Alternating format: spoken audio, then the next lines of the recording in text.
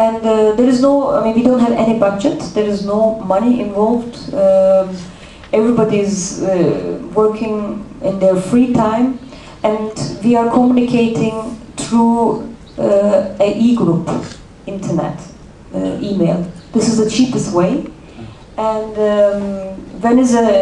we have a blog. You can visit the blog.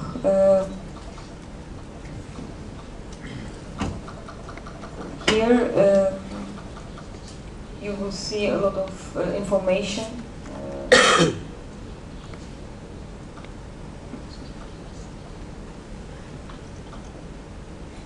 And there are several levels of this platform's activities. First is that some people of us, they're working with children. Some people, they're working with lawyers, and they're working on the property rights, papers, and a lot of court cases. And some people, they're working on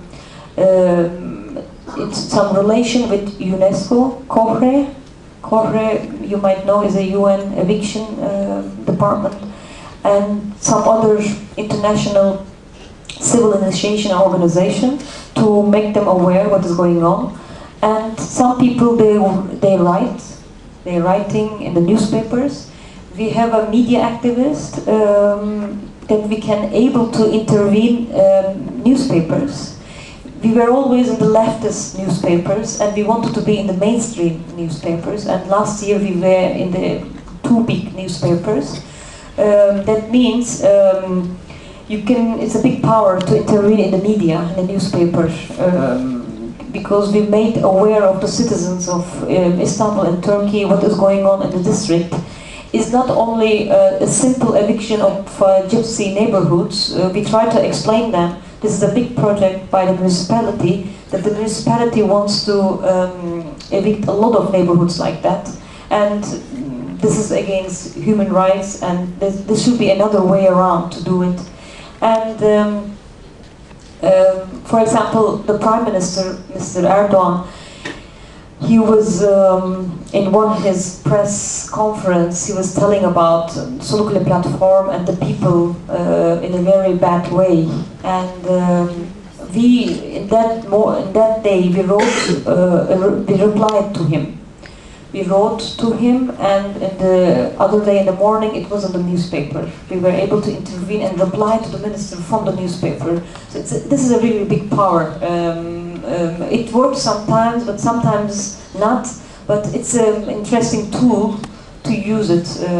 I don't know other countries, other cities experience, but for us, our media activist, she's working a lot on media, intervening in the media every day in newspapers about the issue when some bulldozer is coming and demolishing one children's house or one poor people house, or one house is burned out, for example. We don't know who burned the house, but you can imagine who can be. And this kind of news and some interviews, and it's very good to keep busy the public, normal citizen, make them aware what is going on. And the other point is also, when the municipality or Tokyo wants to evict the neighborhoods, they're always talking about, they're marking the neighborhoods, like gypsy neighborhoods there is drug and prostitution, and it's a dangerous place. Or if they go to, for example, Tarlabaşı, it's 70% forced migrant Kurds from the 90s civil war, and the rest is transsexuals and African refugees. And they always say that it's a very dangerous place, it's a ghetto, drug, and terrorists are living there because Kurds are living, this kind of how they mark the identity and creating fear in the public space. So they're doing, of course, it's through discourses, also through newspapers. So it's also interesting that we can intervene to newspapers or other medium to work against that, academically, practically, or in the media, different way. I want to show some images, and I think then we can ask. How can I turn into? sorry, I can't understand.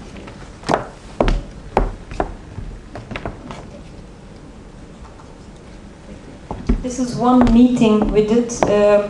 We tried to bring the local mayor and inhabitants together.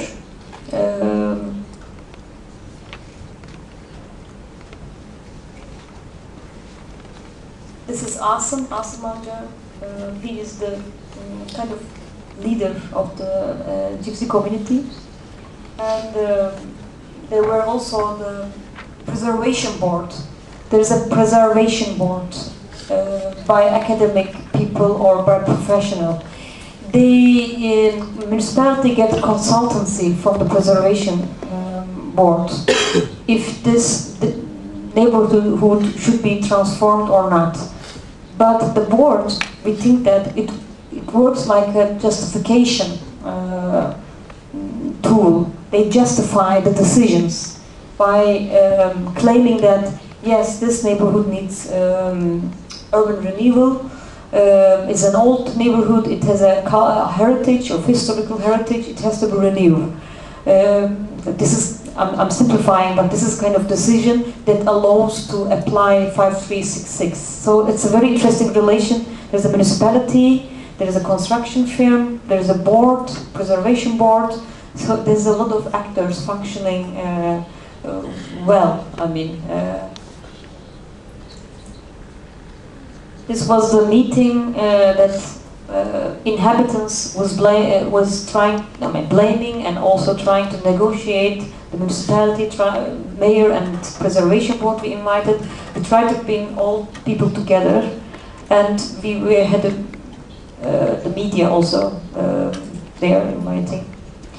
The media said that the urban resistance happens in ethnically marked neighborhoods, in leftist neighborhoods. So they were making always point that the political urban resistance always is done by gypsies, Kurds, and other ethnically marked groups. But what happened in the last year in spring?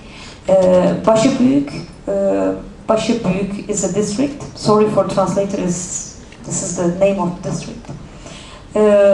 Which used to be a Gecekondu area in the 50s. And the inhabitants they voted like 73% to the local municipality, to the ruler party, which is a pro-Islamic party. And they are neither carrying any ethnic identity or any political, left political tendency. So